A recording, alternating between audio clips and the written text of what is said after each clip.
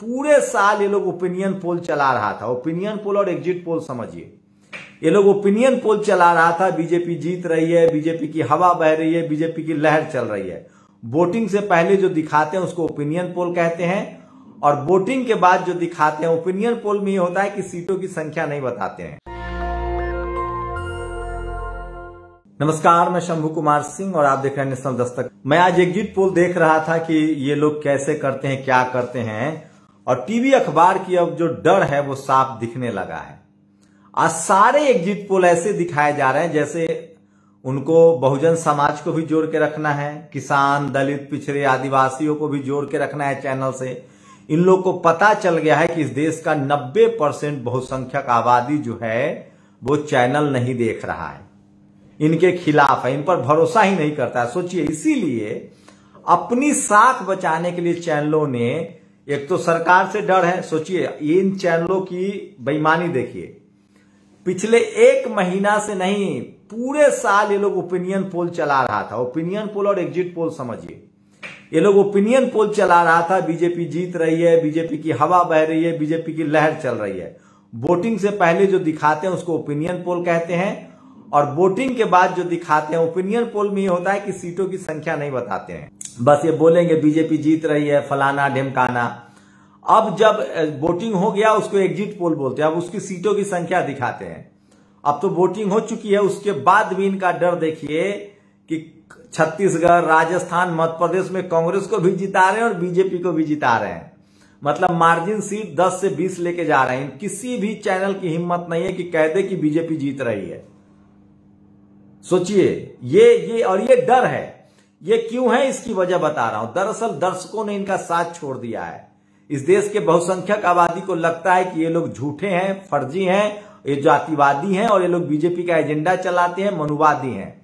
अब उसको ये दर्शक को वापस पाना चाहते हैं। मैं बहुजनों से अपील करता हूं, SC, ST, OBC, किसानों से, सवर्ण गरीब इस बात को नहीं मानेंगे क्योंकि उनको खुशी मिलती है। ये दिन रात आपको सांप्रदायिक बना रहे हैं। अगर सोशल मीडिया न होता तो आज जो 41 जो श्रमिक बाहर निकले हैं उनके लिए कोशिश न होती। टीवी अखबार का काम होता है मोमबत्ती का काम करना, जनता के लिए उसको राह दिखाना। लेकिन अब ये लोग जो हैं ये अगरबत्ती बन गए हैं सरकार की वंदना करने के लिए। राजेंद्र प्रसाद संपत ने कहा, ये जो कवि हैं राजेंद्र प्रसाद सिंह, ठीक कहते हैं कि आपके घर में 2 बीजेपी और RSS का प्रवक्ता है, एक टीवी और एक अखबार, और जो ये लोग खबर दिखाते हैं वो दरअसल खबर नहीं, प्रचार है। तो सोचिए, ये सबसे बड़ी और ये डर है। लेकिन अभी भी मैं कह रहा हूं बहुजन समाज को, ये सुधर नहीं गए हैं। ये तुरंत ईमानदार हो जाएंगे। दलित, पिछड़े, आदिवासी कोई CM हो जाए उनकी खाल खींच लेंगे, झूठ फैलाएंगे, जंगल राज जैसा बयान चलाएंगे। सोचिए, कल जी न्यूज कह रहा था कि मौलाना नीतीश, इनकी हैसियत है दूसरे बीजेपी के CM योगी के बारे में से लिख दें। इंडिया टीवी तो लिख रहा था भारत हिंदू राष्ट्र है। मतलब इंतहा हो गई है इन लोगों की। ये लोग एंटी नेशनल हैं, ये लोग संविधान विरोधी हैं, इस देश के SC, ST, OBC, किसानों तक के विरोधी हैं। किसान आंदोलन में क्या किया इन लोगों ने, तो इनकी विश्वसनीयता खतरे में है। इनको लोग देख नहीं रहे, उससे ज्यादा सोशल मीडिया देख रहे हैं। मैं आज कई सोशल मीडिया के चैनल को देख रहा था। वैसे जो बहुजन नहीं है वो लोग प्रो कांग्रेसी है, सवर्णी है, प्रो कांग्रेसी है, उसको 20-20 हजार लोग लाइव देख रहे हैं, 25-25 हजार लोग। मैं बहुजन समाज से अपील करता हूं कि ये कांग्रेस बीजेपी के खेल में मत फंसिए, खबर देखिए और सोचिए। ये इसलिए बहुजन समाज को, SC, ST, OBC, किसानों को इन पर तब तक भरोसा नहीं करना चाहिए जब तक आपके एंकर ना हो, नौकरी न करे एंकर, रिपोर्टर ना हो, संपादक ना हो, मालिक ना हो। ये सिर्फ दर्शक के लिए आपको रोके हुए हैं। तो एग्जिट पोल दिखा रहा है कि बीजेपी कांग्रेस, कांग्रेस बीजेपी दोनों करे। मैं फिर कह रहा हूं, ट्रायंगुलर मुकाबला होगा और बड़ा खेल होने की उम्मीद है। आप धैर्य बनाए रखिए। बहुजन समाज की बड़ी जागरूकता आई है। लेकिन इस हार जीत के क्या मायने हैं वो भी समझ लीजिए। इस हार जीत के मायने ये हैं कि अगर कांग्रेस जीतती है 5 राज्य में, तो 2024 में अगर कांग्रेस ने गठबंधन नहीं किया तो फिर मुश्किल होगी। एक बात तो अच्छी आ गई है, राहुल गांधी प्रधानमंत्री के उम्मीदवार नहीं होंगे, ये सोनिया गांधी ने लगभग तय कर लिया है। कल खड़गे साहब के एक किताब लॉन्च हुई, खड़गे साहब पर लिखा गया है। सुखदेव थोराट जी ने उस किताब को लिखा और शिंदे ने, और उसमें सोनिया गांधी ने साफ साफ इंडिकेट किया है कि कांग्रेस की तरफ से अगर गठबंधन होता है तो खड़गे प्रधानमंत्री के उम्मीदवार हो सकते हैं, इस तरह के संकेत है। तो राहुल गांधी तो प्रधानमंत्री नहीं होने जा रहे हैं, ये एक सह है, कोई बहुजन ही प्रधानमंत्री होगा। दूसरी बड़ी खबर ये है कि इन चैनलों को डर दिख रहा है, इनको मत देखिए, अभी भी ये आपके भरोसे के लायक नहीं, ये लोग फर्जी हैं, झूठे हैं, मक्कार हैं, ये लोग इस देश के बहुजनों के खिलाफ है, संविधान के खिलाफ है। तीसरी जो बड़ी खबर है, बहुजन समाज को अपने हितों पर ध्यान देना चाहिए। सोचिए 69,000 शिक्षक भर्ती को लेकर किस तरह से यूपी में लगातार धरना प्रदर्शन है, कोई मनुवादी चैनल आपको नहीं दिखाएगा।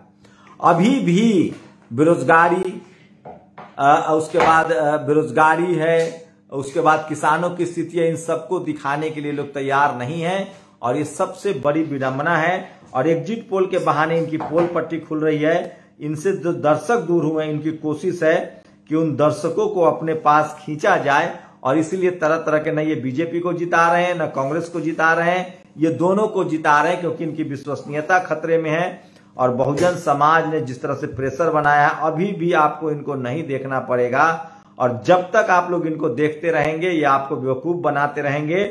टीवी अखबार पर भरोसा ही मत कीजिए, मिला जुला के समझिए कि ये सवर्ण मीडिया है और सवर्ण पॉलिटिकल पार्टी के साथ है, सवर्ण समाज के साथ है, सवर्णों को हितों के साथ है, 90% आबादी के खिलाफ है, जिसमें SC, ST, OBC, अल्पसंख्यक समाज और खासकर किसान कम्युनिटी, जाट, पटेल, मराठा, गुर्जर, इनका जब तक रिप्रेजेंटेशन नहीं होता है तब तक इन टीवी चैनलों अखबारों का बहिष्कार कीजिए।